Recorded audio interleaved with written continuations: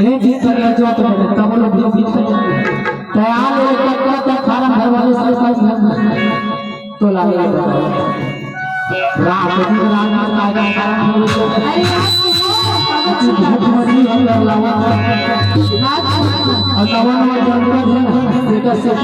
अरे वो सरपंच वाला फार्म भरवाता है ना टाइम हो गया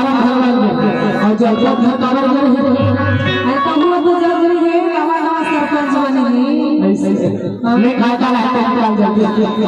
ये दिन है ना बासी का है ना रोटी चटनी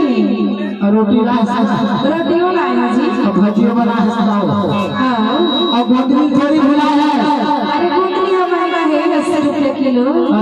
ले बने वाला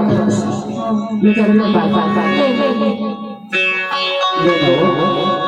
अपने भूख ले खा देखो मैं दे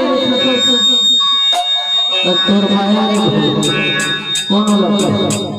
बोला तो खबर दे और बेटा मैं तो खवा दे जी मैं अच्छा तो भी हम खाना हम जे घोड़ा मारे इधार कटोरा मारे ये जन्म ले है कलिया सारे